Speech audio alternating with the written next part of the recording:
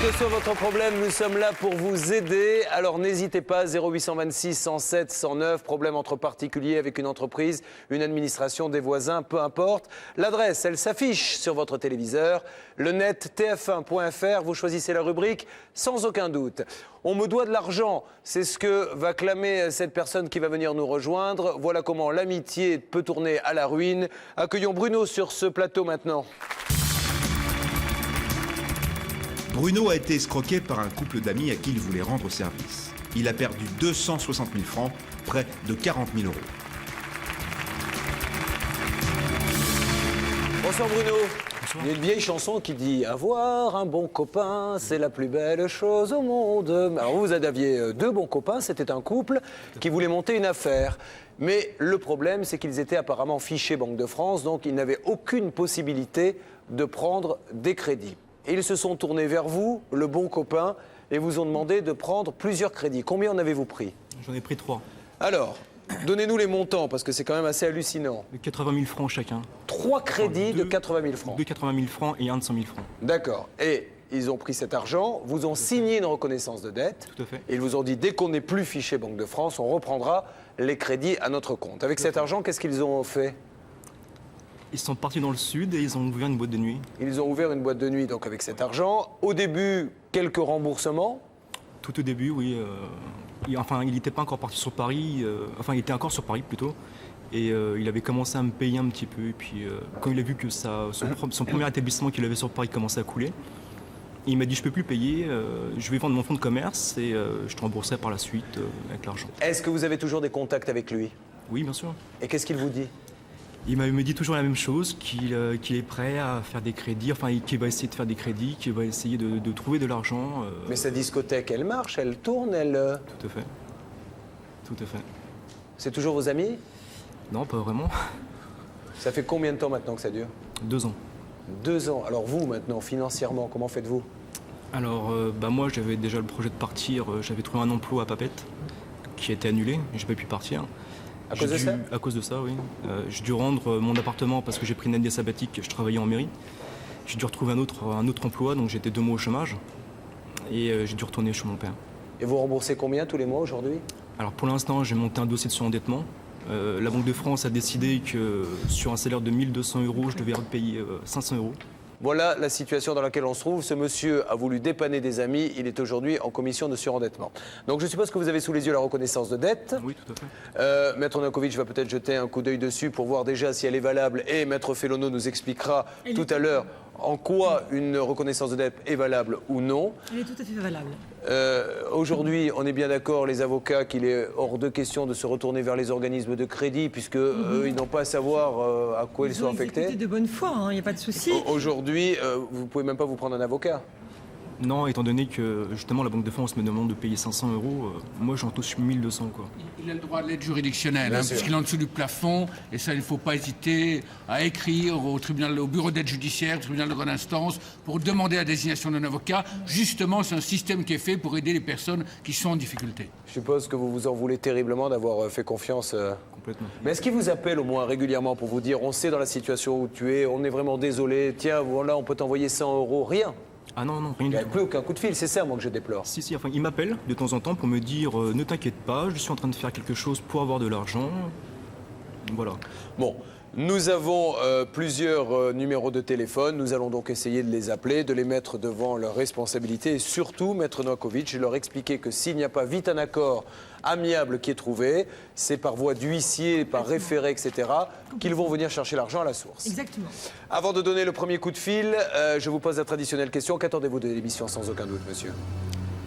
Peut-être m'aider à essayer que ce soit lui qui reprenne mes crédits, tout simplement. Et qui rembourse ce que vous avez déjà payé. Oui. Bien sûr. Allez, je demande à la régie de bien vouloir faire le numéro de cette personne.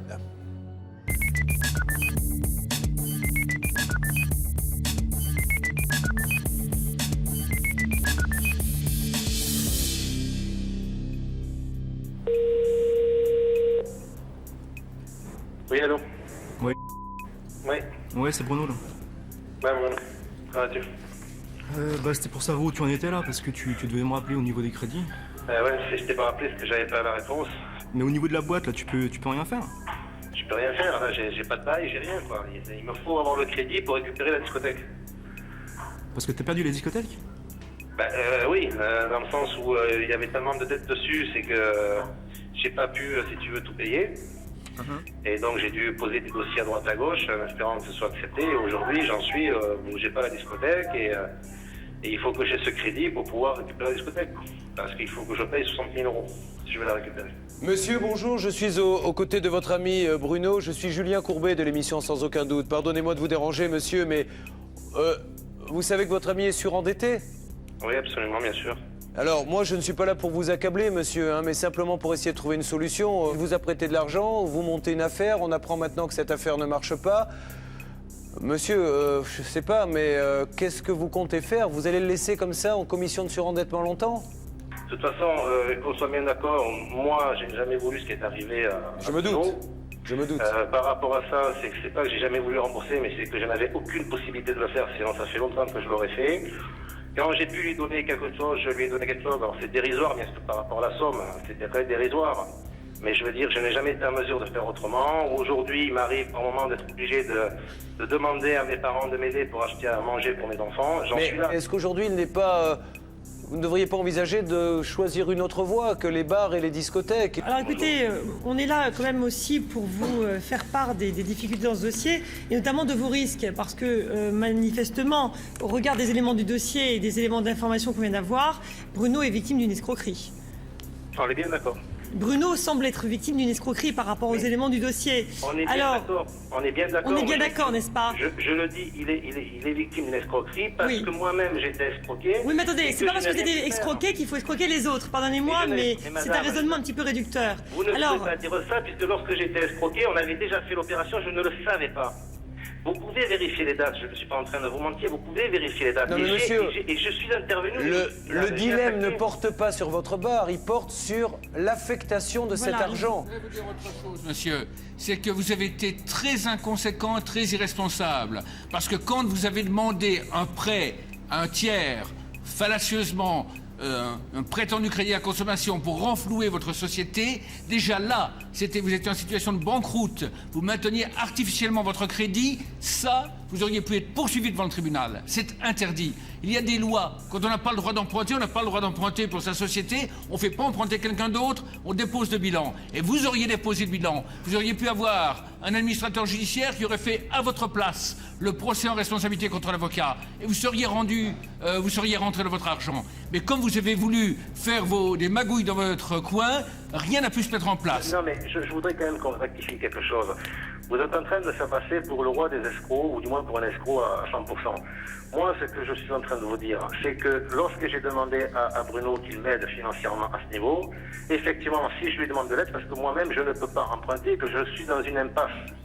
Donc à partir de là, j'ai demandé ce service à Bruno, il a accepté ce service.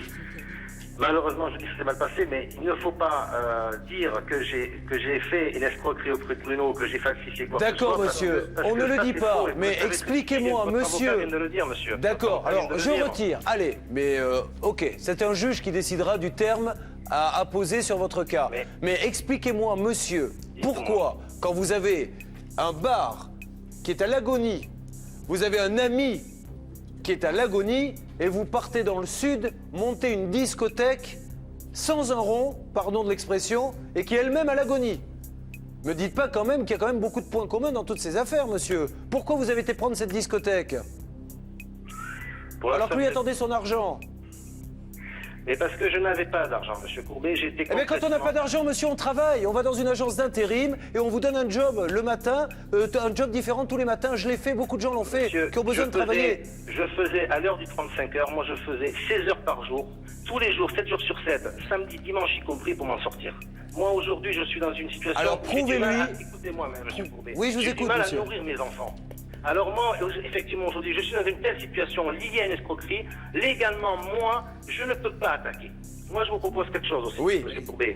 De la même manière que vous avez fait pour Bruno, vous faites avec moi concernant l'escroquerie que j'ai subie. Et je peux vous dire qu'à partir du moment où on récupère de l'argent, Bruno, il aura non content qu'il aura son remboursement, non, plus de l'argent. Alors, voilà ce qu'on va faire, monsieur. On va pas faire tout à fait comme ça. Vous allez m'envoyer votre dossier. Nous allons l'analyser avec nos avocats et voir s'il tient la route. S'il tient la route, d'accord, je m'engage ce soir à essayer de vous aider. Mais, monsieur, je vous demande de chercher du travail dès demain dans votre région pour pouvoir commencer à rembourser votre ami, d'accord? On est bien d'accord. Bon, Maître Novakovic. Oui, simplement, dans les deux cas, que ce soit une escroquerie ou un abus de confiance, vous risquez une peine d'emprisonnement et une grosse amende. Donc réfléchissez bien, parce qu'on va lui conseiller très clairement de déposer une plainte pénale si vous ne trouvez pas un accord, si vous ne démontrez pas une bonne foi. Bon, monsieur, on vous donne un numéro là maintenant pour que vous puissiez nous envoyer votre dossier. On se tient au courant, d'accord? On est d'accord. Allez, passez une bonne soirée. Au revoir. À vous, au revoir.